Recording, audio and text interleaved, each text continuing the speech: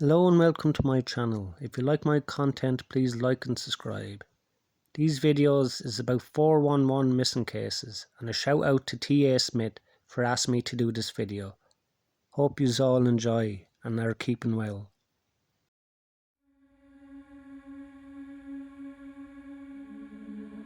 Randy Morganson. From a young age, Randy Morganson was destined to be an outdoorsman. Raised by his father in Yosemite National Park as a child, he often helped famed photographer Ansel Adams after joining the Peace Corps. Randy took up mountain climbing while in India. Eventually he went to the Sierra Nevada mountains to become a seasonal ranger. The job was rewarding, but certainly not easy or profitable. From December to October, 14 rangers were tasked with protecting 3,500 square kilometres of backcountry. Many in this ragtag group were close after serving together for years, and they noticed when a troubled Randy Morganson returned to his job in 1996. Randy's friends knew his marriage was rocky. After an affair, he also seemed burnt out after 28 years of work in the backcountry. You know, after all these years of being a ranger, I wonder if it has been worth it, he told one colleague. His low spirits didn't cause much worry until July the 24th, after days of radio silence from Randy. His co-workers quickly began a week-long search, but they found no sign of him. Authorities were stuck with what clues he had left behind. At Randy's remote station, a handwritten note said he'd left for a patrol. Divorce papers sat unsigned on his desk, as if he hoped to make amends with his wife. The revolver he rarely carried was still there as well. Randy's car was parked in the spot where he'd left it months before. His wife in Arizona also received a letter from him, postmarked 2 days after he disappeared. It is unclear how Randy sent the letter if he was in the backcountry with no postal service in 2001. 5 years after he vanished, his remains were found in a gorge under a waterfall. Atop the waterfall was Randy's radio, which he had turned on. For many, these discoveries raised even more questions. Eric Baum wrote the last season, which chronicled Randy's last season in the Sierras. He wonders if, to right some of his wrongs, Randy made his death appear accidental, so that his wife would get a $100,000 government benefit. Officials maintain that the ranger was injured and fell into a ravine, being hidden by the terrain and the elements for years. It is likely, with the poor state of Randy's remains, we may never know the full story of his final patrol.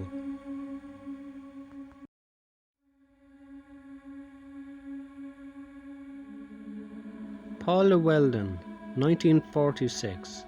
There's an area in Green Mountain National Forest near Glastonbury Mountains and Vermont Long Trail that believers in the paranormal call Bennington Triangle.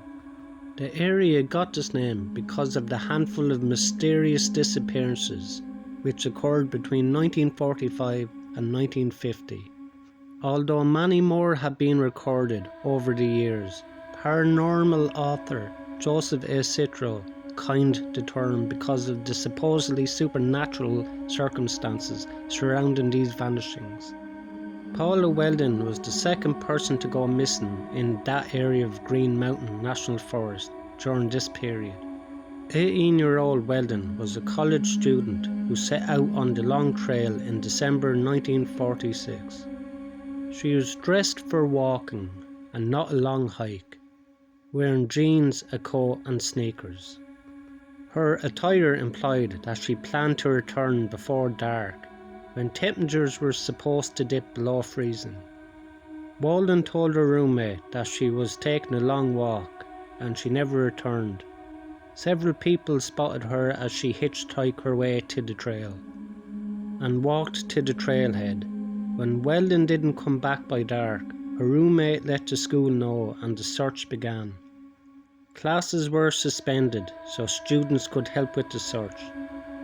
The process was disorganised at first, until Weldon's father called in favours from police in 2 surrounding states. Unfortunately, the search didn't pan out, and frustrated family and friends had their own theories about what happened to her. Did Weldon run off with a boyfriend? Was she abducted? Did she commit suicide, or did she die of exposure because of her inappropriate attire? No one has discovered her body, so her disappearance remains a mystery. There's a rumour that this area of the Long Trail is home to a creature called the Bennington Monster. Could this Sasquatch-like animal have something to do with her disappearance? One positive outcome of the case was that the lack of organisation in the search for Paula Weldon led to the creation of the Vermont State Police, which is now responsible for all the wilderness search and rescue missions in the state.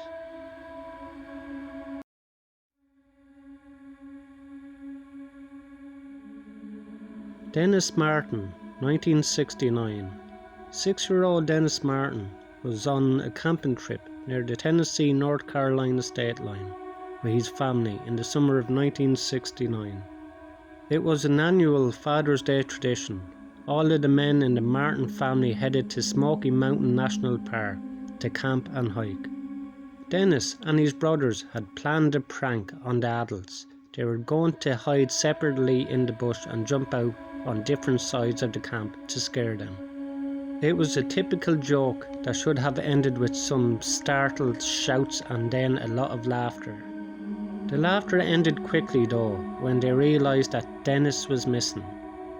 Family, park rangers and other hikers spread out to search for Dennis almost immediately, but he was nowhere to be found. That evening there was heavy rainfall, which is bad news when you're trying to track a missing little boy. The search for Martin became the largest in National Park Service history. One of the people searching was Park Ranger Dwight McCarter, who had successfully tracked down hundreds of missing persons, including young children. McCarter was a seasoned tracker, and he was struck by the complete lack of any sort of tracks that seemed to have disappeared, completely leaving no trace at all. His disappearance is still a mystery. One possible lead that searchers didn't follow was a report from another family that evening that the boy went missing.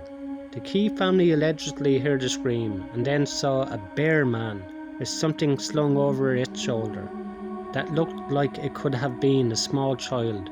We never know whether this was related to Martin's disappearance. But one thing did come out of it: the realisation that having so many volunteers might have meant some vital clues got trampled on. Nowadays, searches involve less people, but they have more training.